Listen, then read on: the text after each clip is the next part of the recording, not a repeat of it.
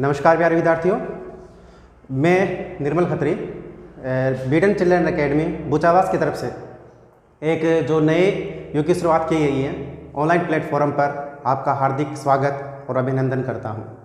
आज हम कक्षा 9 से लेकर 12 तक से संबंधित व्याकरण से जो संबंधित टॉपिक हैं उनका अध्ययन करेंगे। सबसे पहले जो नॉर्मल चीज़ें हैं जो शुरू से 9 से लेकर 12 तक के विद्यार्थियों के लिए आवश्यक है वो उन चीज़ों का आज हम अध्ययन करेंगे। तो सबसे पहले व्याकरण में जो भी चीज़ें आती हैं उन चीज़ों में सबसे पहले उनकी भाषा, व्याकरण से संबंधित जो भी टॉपिक हैं उनका अध्ययन करेंगे। उनमें सबसे पहले जो आता है वो है भाषा। कि भाषा किसे कहते हैं, भाषा के प्रकार क्या हैं और भाषा के जो भेद हैं वो कौन कौन से हैं। तो सबसे पहले जिस चीज़ का हम अध्ययन करेंगे वो है भाषा। तो भाषा आप कहते किसे हैं? दो व्यक्तियों के मध्य विचारों के जो आदान प्रदान होता है, दो व्यक्तियों के मध्य विचारों के आदान प्रदान को भाषा कहा जाता है। किसे कहते हैं? कि दो व्यक्तियों के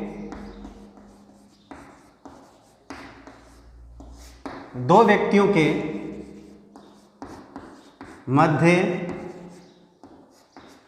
होने वाले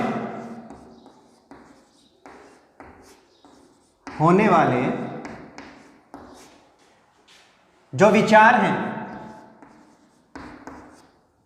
होने वाले विचारों के आदान प्रदान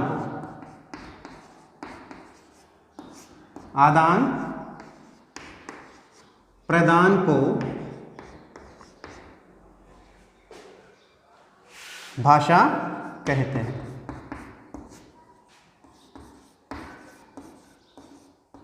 भाषा कहते हैं। ठीक है, कि दो व्यक्तियों के मध्य जो उनके विचार हैं उन विचारों का आदान प्रदान करना, अर्थात एक दूसरे से अपनी बातें जो हैं उन बातों का साझा करना, एक दूसरे के बीच जो होने वाली जो वार्तालाप है, जो बातें हैं उन बातों का साझा करना जो है वो भाषा कहलाती है। अर्थात अपने मुख से जो ध्वनि निकलती है और उस ध्वनि को हम जब दूसरे के सामने अपने विचारों के तहत या विचारों के द्वारा हम दूसरों के सामने व्यक्त करते हैं तो वो भाषा कहलाती है। अब आती है कि भाषा के भेद कौन कौन से हैं। भाषा जो है, भाषा के भेद कौन कौन से माने जाते हैं? मुख्यतः भाषा के दो भेद माने गए हैं। कौन कौन से? पहला तो है मौखिक और दूसरा माना गया है लिखित। मौखिक और लिखित दो भेद हैं। भाषा जो है उस भाषा के दो भेद हैं, पहला है मौखिक और दूसरा लिखित। ये जो है ये एकदम सामान्य जानकारियां हैं जो चाहे शुरू से लिखो या बड़ी बड़ी क्लासें जो हैं उनमें देखो, उनके लिए काफ़ी उपयोगी सिद्ध हुई हैं।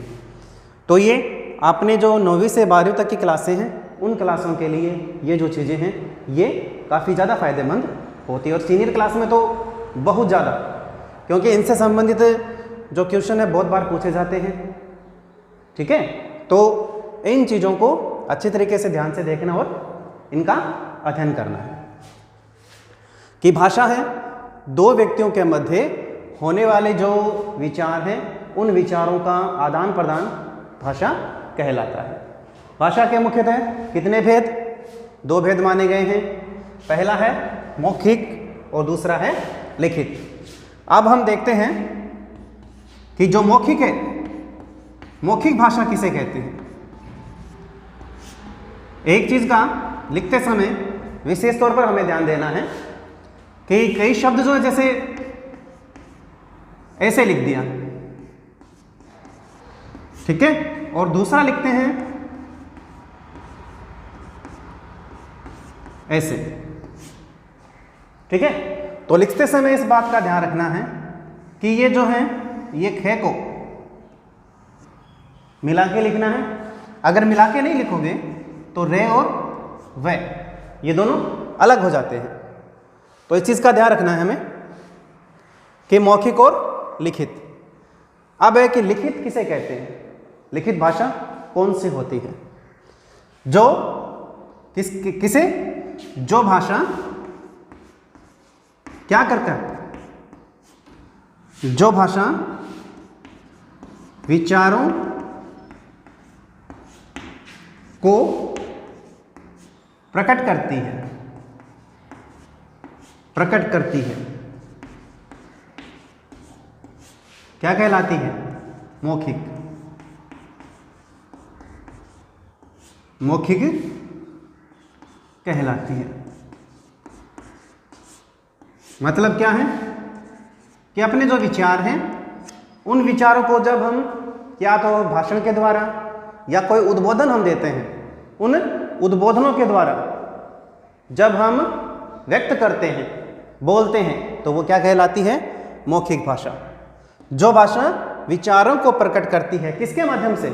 चाहे हम भाषण देते हैं या किसी भी चीज़ का उद्बोधन हम देते हैं, या भाषणों और उद्बोधनों के द्वारा जो विचार हम प्रकट करते हैं वो विचार कहलाते हैं मौखिक भाषा। या इस तरीके से भी लिख सकते हो कि जो भाषा विचारों के द्वारा भाषणों को विचारों के द्वारा भाषणों और उद्बोधनों के द्वारा प्रस्तुत की जाती है, व्यक्त की जाती है, मौखिक भाषा कहलाती है। लेकिन साधारण बोलचाल में जो है हम प्रयुक्त करते हैं कि जो भाषा विचारों को प्रकट करती है वो मौखिक कहलाती है। ठीक है। उसके बाद दूसरा आता है, दूसरा जो आता है वो होता है लिखित। किसे कहते हैं?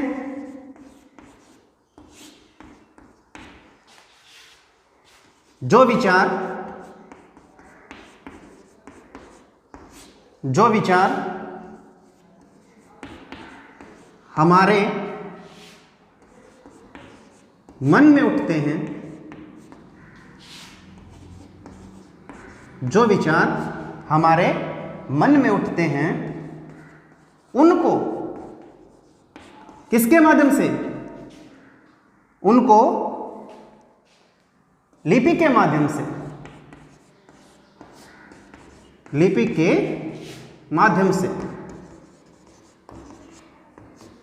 उनको लिपि के माध्यम से व्यक्त करना, लिपि के माध्यम से व्यक्त करना क्या कहलाता है? लिखित भाषा। लिखित भाषा कहलाता है, भाषा कहलाता है, कहलाता है। ठीक है। क्या हो गया? पहला भाषा कि दो व्यक्तियों के मध्य होने वाले जो विचार हैं उन विचारों के आदान प्रदान को भाषा कहते हैं। दो भेद माने गए हैं, पहला मौखिक और दूसरा लिखित। मौखिक क्या है? जो भाषा विचारों को प्रकट करती है। विचारों को किसके माध्यम से? चाहे वो भाषण के माध्यम से हम व्यक्त करते हैं, किसी भी चीज़ का उद्बोधन हम देते हैं, उसके माध्यम से जो विचार व्यक्त करते हैं वो कहलाती है मौखिक। या मुख से निकलने वाली जो ध्वनि है, मुख से हम व्यक्त करते हैं, चाहे किसी भी माध्यम से दूसरों को हमें बताना हो, वो मौखिक है। उसके बाद आता है लिखित। जो विचार हमारे मन में उठते हैं और उनको लिपि के माध्यम से व्यक्त करना लिखित भाषा कहलाता है। लिपि क्या है? यानी भाषा को किसके माध्यम से? भाषा को चिन्हों के माध्यम से व्यक्त करना। जो भाषा है उस भाषा को किसके माध्यम से? जो चिन्ह है उस चिन्ह के माध्यम से व्यक्त करना क्या कहलाता है? लिपि कहलाता है। इसके बाद में दूसरा जो ध्यान देने योग्य बातें हैं वो है अपना क्या? लिपि। ठीक है। किसे कहते हैं? लिपि किसे कहते हैं? कि भाषा को लिखने के लिए, लिखने के लिए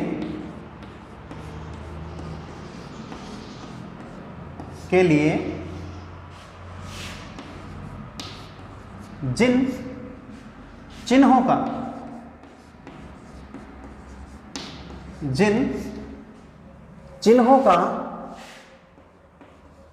प्रयोग किया जाता है, क्या हो गया? भाषा को लिखने के लिए जिन चिन्हों का प्रयोग किया जाता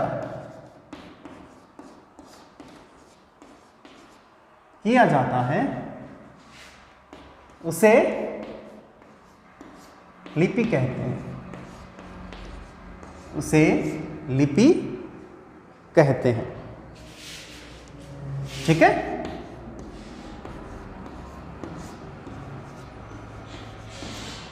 भाषा को लिखने के लिए जिन चिन्हों का हम प्रयोग करते हैं उसे लिपि कहते हैं। उसके बाद हम देखते हैं भाषा हो गई, लिपि हो गई, और उसके बाद एक और आता है कि बोली या उपभाषा। बोली या उपभाषा किसे कहते हैं? बोली या उपभाषा अर्थात सीमित क्षेत्र में बोली जाने वाली जो बोलियां हैं, सीमित क्षेत्र में बोली जाने वाली जो बोलियां हैं उसे उपभाषा कहा जाता है। अर्थात एक निश्चित सीमा का जो क्षेत्र होता है, एक निश्चित सीमा के क्षेत्र में जो बोला जाता है उसे बोली कहा जाता है। ठीक है? क्या लिखेंगे? एक सीमित क्षेत्र में बोली जाने वाली भाषा के स्थानीय रूप को, एक सीमित क्षेत्र में बोली जाने वाली भाषा के स्थानीय रूप को बोली या उपभाषा कहते हैं। क्या लिखेंगे?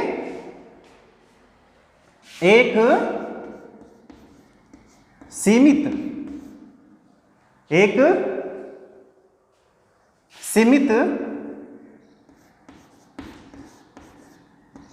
क्षेत्र में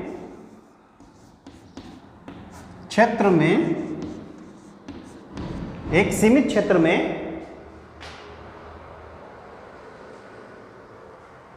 सीमित क्षेत्र में बोली, एक सीमित क्षेत्र में बोले जाने वाले, एक सीमित क्षेत्र में बोले जाने वाले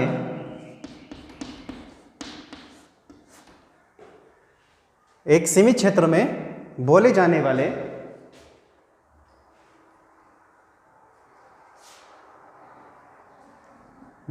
वाले भाषा के स्थानीय, एक सीमित क्षेत्र में बोले जाने वाले भाषा के स्थानीय रूप को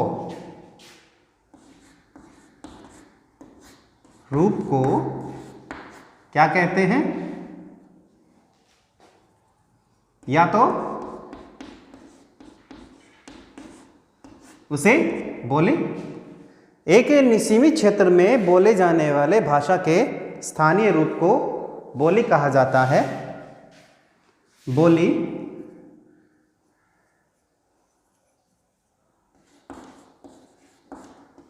कहा जाता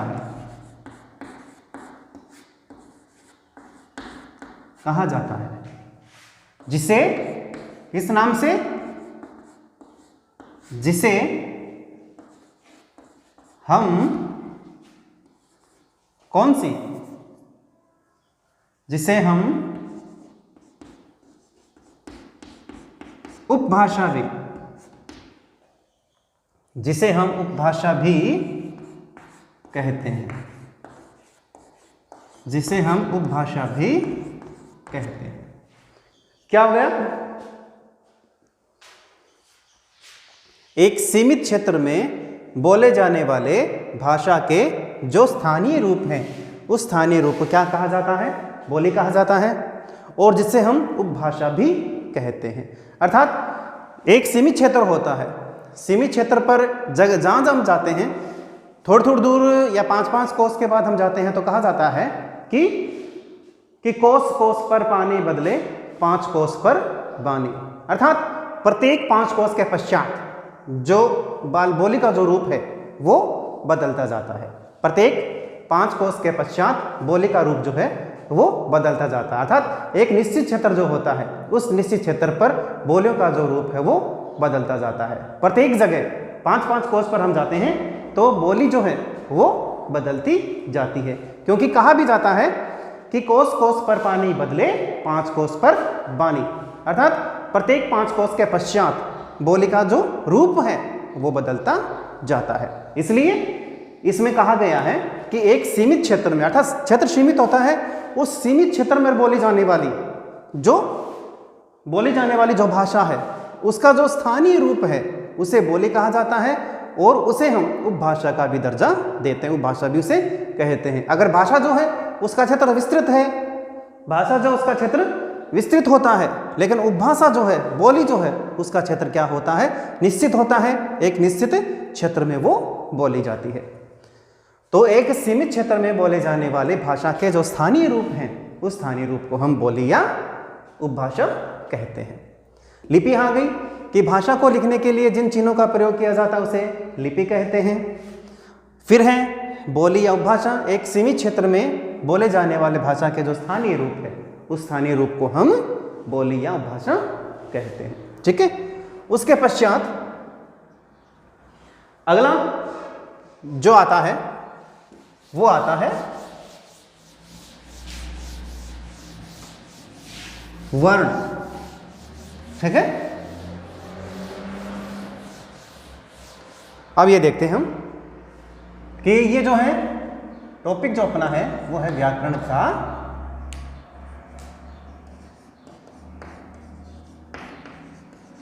सामान्य अध्ययन। जो व्याकरण है उस व्याकरण का सामान्य अध्ययन।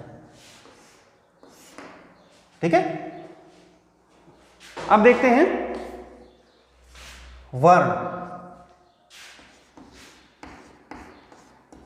अगला टॉपिक जो वो लेते हैं वर्ण। किसे कहते हैं? वर्ण किसे कहते हैं? कि भाषा की छोटी से छोटी इकाई, भाषा की वह छोटी से छोटी इकाई जिसके टुकड़े नहीं किए जा सके, भाषा की वह छोटे से छोटे इकाई जिसके टुकड़े नहीं किए जा सकते, वर्ण कहलाते हैं। ठीक है। इसे कहते हैं, देखते हैं, भाषा की वह छोटी से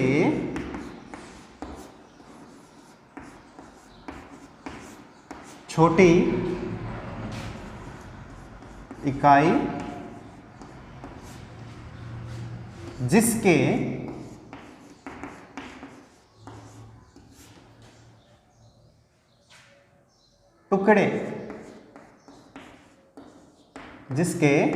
टुकड़े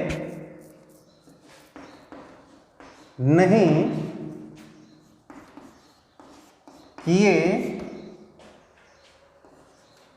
जा सके। क्या हो गया? भाषा की वह छोटी से छोटी इकाई, अर्थात बिल्कुल छोटी से छोटी इकाई जिसके टुकड़े नहीं किए जा सके, क्या कहलाता है? वर्ण कहलाता है।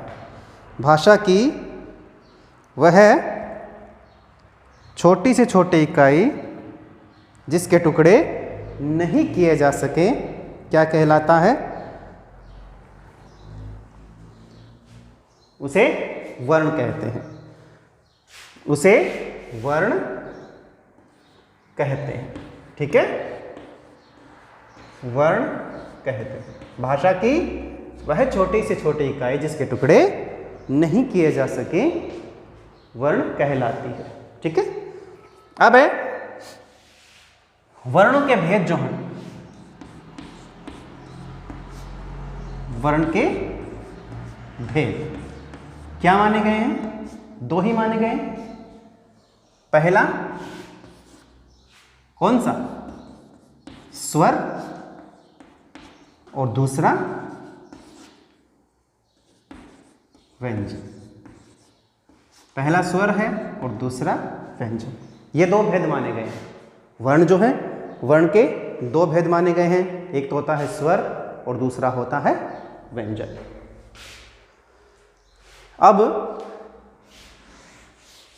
अब हम स्वर के जो वर्ण के जो भेद हैं, उन वर्ण के भेदों का अध्ययन करते हैं।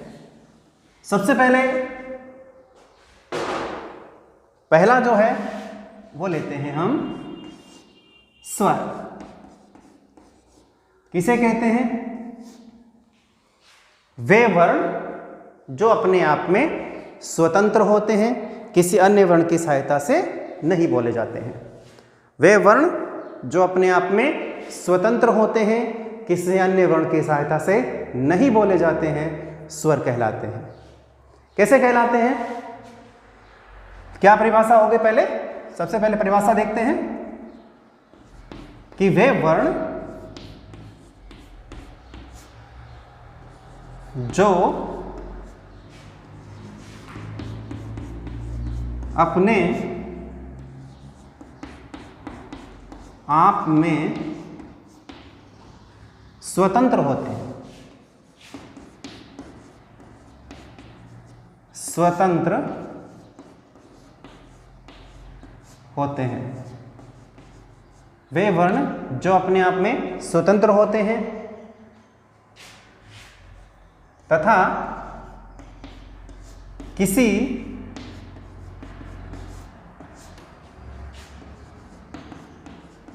अन्य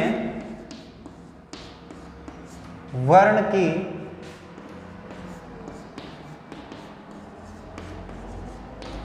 सहायता से, अन्य वर्ण की सहायता से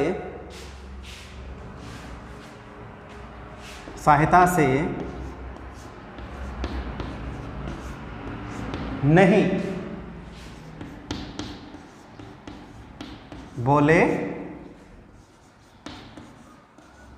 जाते हैं। वे वर्ण जो अपने आप में स्वतंत्र होते हैं, अन्य वर्ण की सहायता से नहीं बोले जाते हैं। स्वतंत्र का मतलब क्या होता है? अ है, स्वर है, किसी के मेल से नहीं बना है, किसी के योग से नहीं बना है। जैसे कि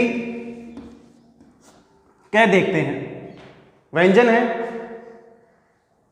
अगर इसको हलंत कर देते हैं तो आगे क्या आ जाता है? ऐश्वर आ जाता है। उसी तरीके से व्यंजन जो है स्वर के योग से बना है, जबकि अ है जो वो अपने आप में स्वयं स्वतंत्र है, किसी अन्य वर्ण की सहायता से नहीं बना होता है। इसलिए वे वर्ण जो अपने आप में स्वतंत्र होते हैं और किसी अन्य वर्ण की सहायता से नहीं बोले जाते हैं, स्वर कहलाते हैं। अब आते हैं कि जो स्वर हैं, उस स्वर के भेद, वो स्वर कौन कौन से होते हैं, कितने माने जाते हैं। तो क्या होता है? हिंदी व्याकरणानुसार, हिंदी व्याकरण के अनुसार स्वर क्या सामान्य रूप से, सामान्य जो रूप है, सामान्य रूप से कितने प्रकार? 11 है। 11 प्रकार के माने जाते हैं।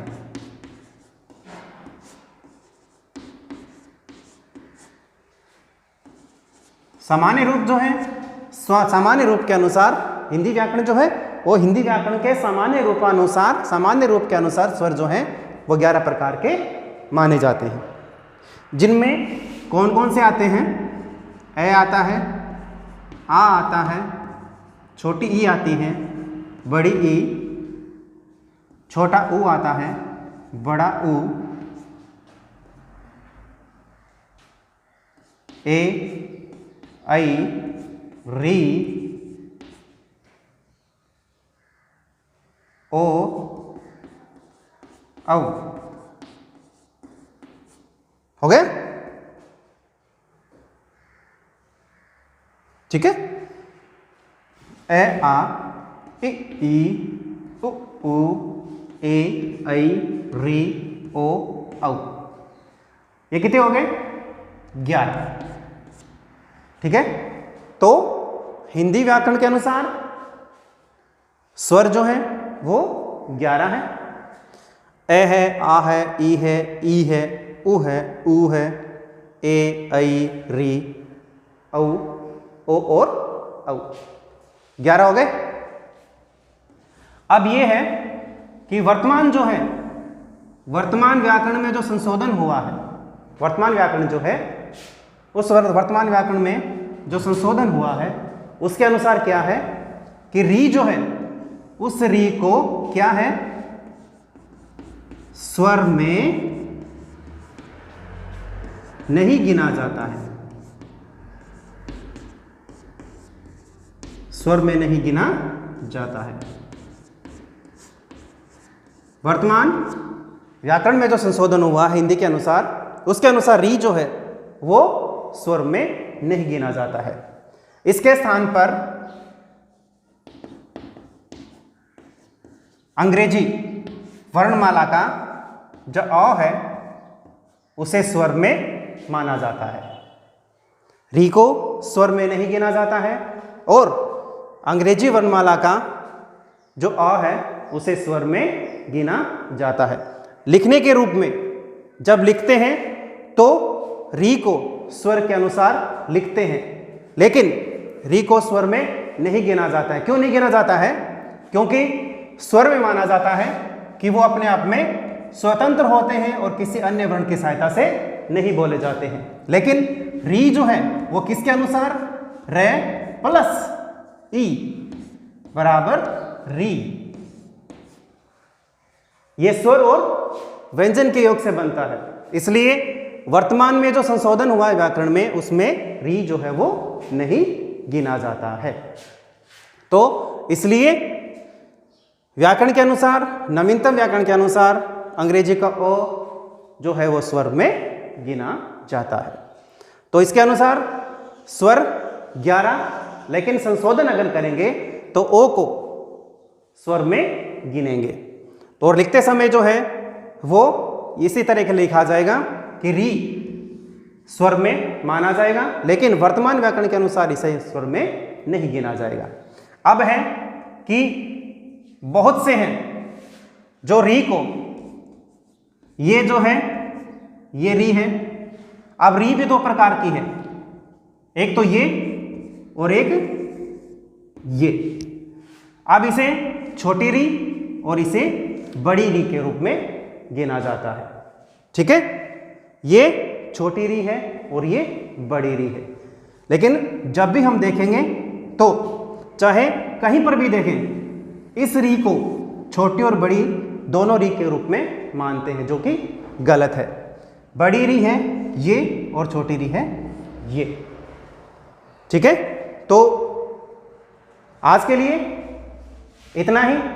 आगे की जो क्लासें होंगी उस क्लास में हम व्याकरण का जो सामान्य जानकारी है वो जारी रखेंगे। तब तक के लिए मैं आपसे विदा लेता हूं।